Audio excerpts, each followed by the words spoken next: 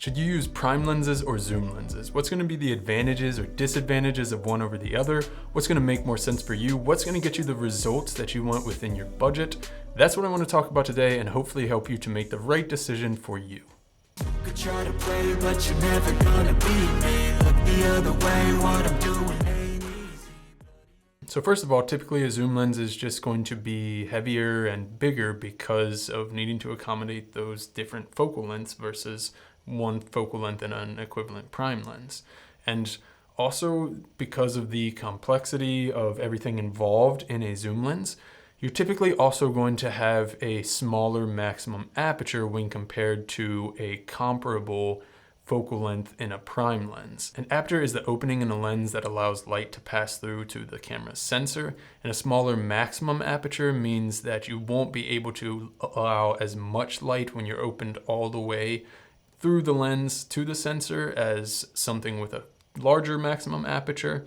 And that's also going to affect how much you can get in background blur compared to the same focal length on a prime lens or some other lens with a larger maximum aperture.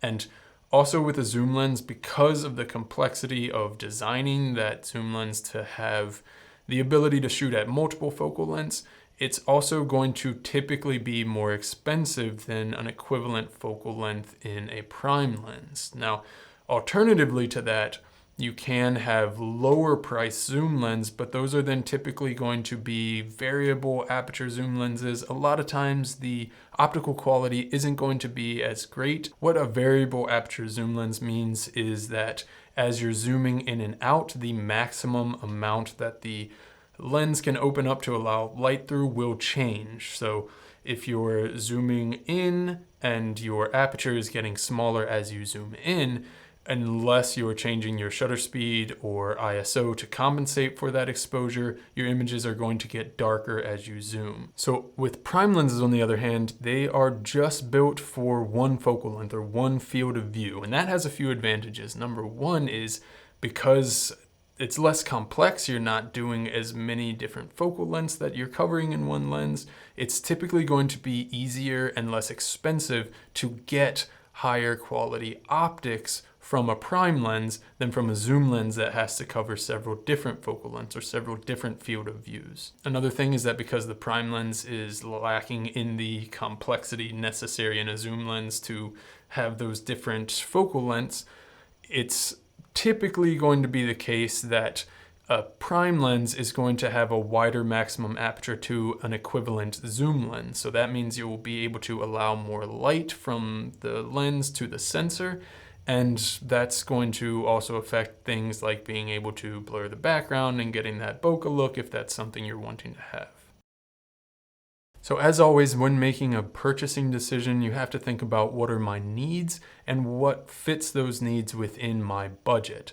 But from someone who has and uses both prime and zoom lenses, I'm going to talk about which I use and when and why and how I go about making the decision on which to use. So for me, the first thing is that the majority of the work I shoot right now is actually something in studio where I'm using studio lighting and I have a specific shot set up. Most of my work is product shooting based and I'm shooting in studio like I said. So I'm not worried about being able to have a larger maximum aperture to get more light through to the lens because I'm using studio lighting and I can just turn that up as much as I need.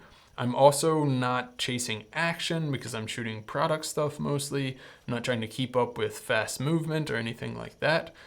So I don't need to worry about changing focal lengths really quickly because I'm just moving a tripod around and getting a static shot for the most part. So that means a few things. One, I don't need the versatility of being able to zoom in and out to change field of view.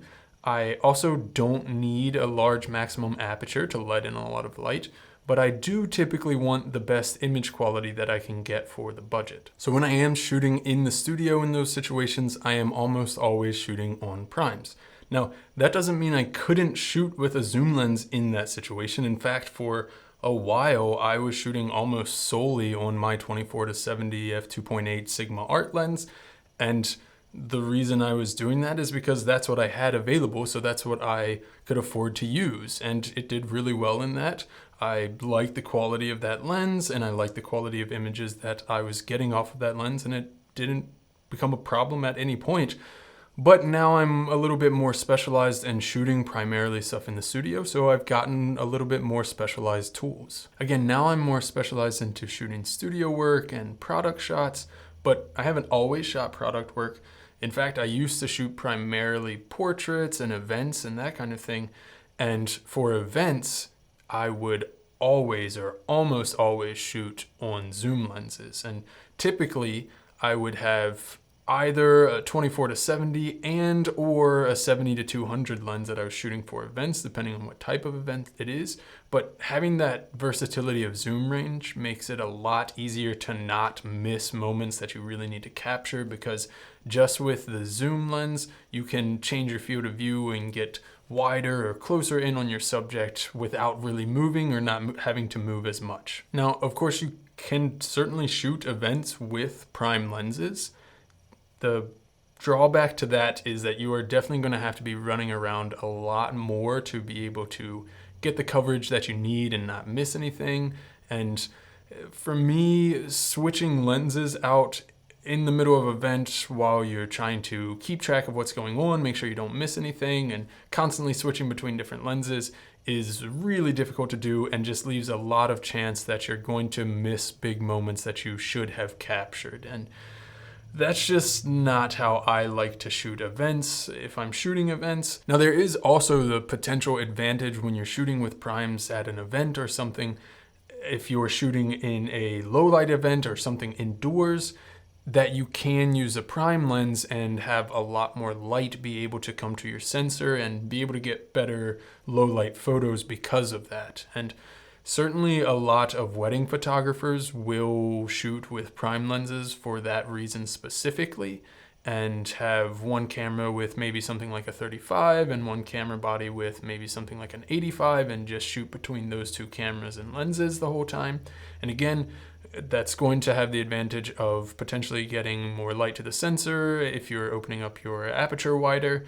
But again, you will also have to be moving around a lot, and that's going to be very much a personal preference thing. Another thing I used to shoot very often was on-location portraits, and this is the scenario where I would go back and forth between primes and zooms probably more often. And I like to shoot on the 24-70 f2.8 a lot because, first of all, it's just super versatile. I would never really shoot beyond 24, as in wider than 24 millimeters anyway, because unless it's something very specific and stylistic, that's not what I'm looking for in a portrait.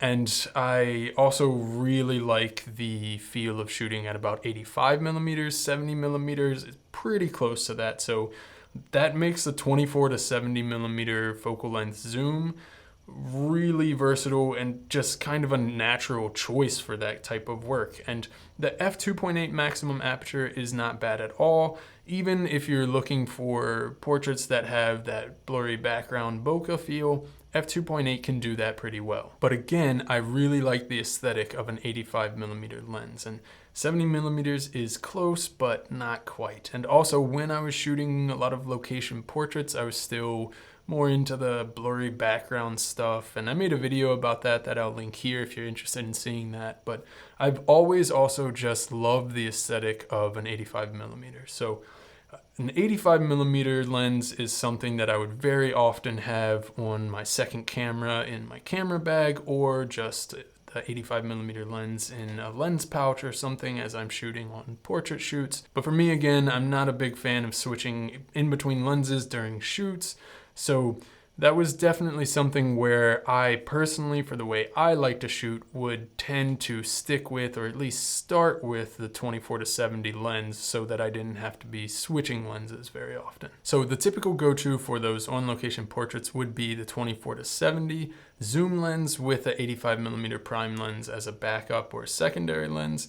The exception to that, though, would be if I am shooting with a specific goal or a specific style in mind. Like, for instance, if I wanted to shoot super dramatic portraits with a wide angle lens, then for that, I would definitely go with a wide angle prime lens, like my 24mm f1.4, because that's going to force me to be staying in that mindset and staying within that aesthetic and not be tempted to zoom in real quick and see what it looks like at 70mm or 50mm or something like that.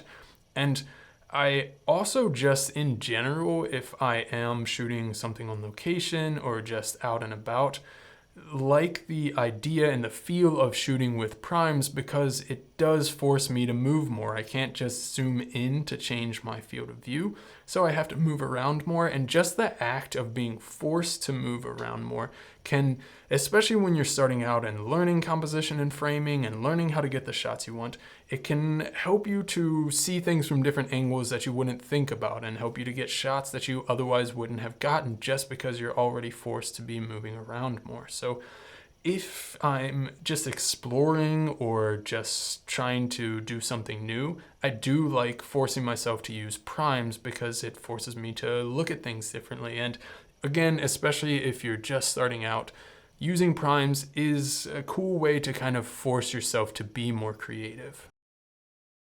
So which should you start with? Well, it always depends on what do you shoot or what do you want to shoot, and how do you shoot or how do you want to be shooting? Are you going to be shooting something more fast-paced that you have to keep up with action and movement, or are you going to be shooting something where you can slowly compose and frame your shot? Are you looking for something that's going to force you to move around and look at things from different angles and potentially be more creative, or do you need something that's going to do a little bit of the work for you?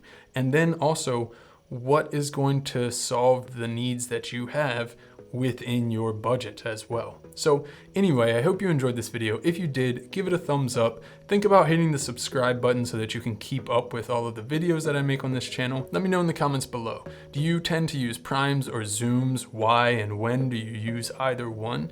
If you're looking at getting some new lenses or new gear, I'll have some of my favorites and some of my suggestions in the description to this video down below. Those will be affiliate links, and if you purchase through those links at no extra cost to you, it'll help support this channel so I can continue making videos for you. Thanks. See ya. You gotta focus on yourself, on your faith, on your dreams, on your mind, on your health, yeah. You gotta work, never tell, keep your head down, find what you love and excel, yeah. Push and pull and repel any hate, go create what you want, feel compelled, yeah.